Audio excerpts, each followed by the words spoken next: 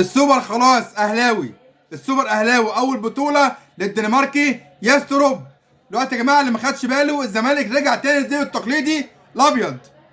كلنا عارفين اللي هيحصل بعد الماتش، هيرجع تاني يقول لك خلاص عليا طلبات ملاعب بالابيض ده تاني، خلاص هيبقى اخر يوم النهارده هلعب بالابيض، وهيرجع تاني حب اسود وحب ازرق بسرعه جواتن كده. النهارده احمد عبد الرؤوف غلط غلطه عمره، انه ما لعبش نفس اسلوب مباراه بيراميدز.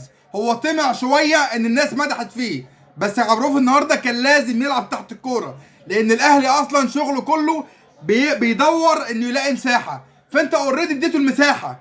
ويا جماعه لازم تشكرونا هنا، لان احنا قلنا لكم اول امبارح ان الاهلي هيجيب جول في ظهر فتوح زي ما عملها الاهلي في ماتش المصري لما ديانج لعبها جراديشار حطها في القايم وعدت الخط.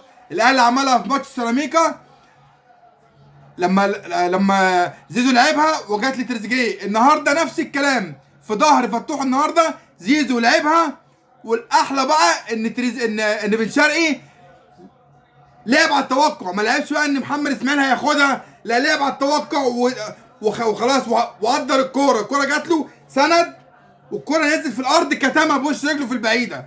جول حلو جدا. فيا جماعه الجول ده احنا شرحناه بالملي اول امبارح، ما حدش يشكرنا يا جماعه، ما حدش يشكرنا. قلنا بالظبط التفصيله دي، الاهلي هيجيب جول في الزمالك، وقلنا ساعتها ما حدش شار الفيديو لاحمد عبد الرؤوف. الغريبه انه ما خدش باله، دي بالنسبه لي غريبه، ان فتوح قلنا هيسرح وفعلا سرح.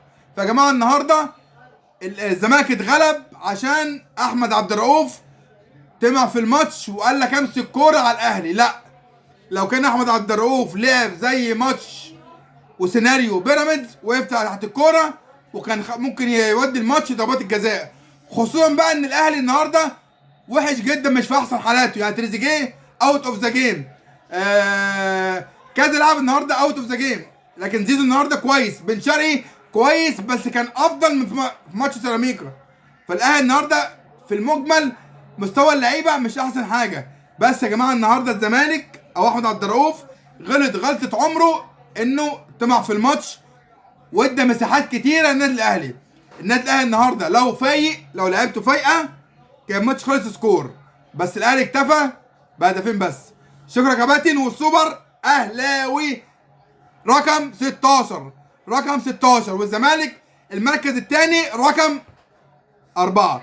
تحياتي ليك يا اهلاوي، والف الف مبروك، بطوله جديده تخش خزائن النادي العظيم ده، النادي الاهلي. دايما الاهلي فوق الجميع ومشرف جماهيره ومحمي بجماهيره، ودايما الاهلي فوق الجميع. سلام.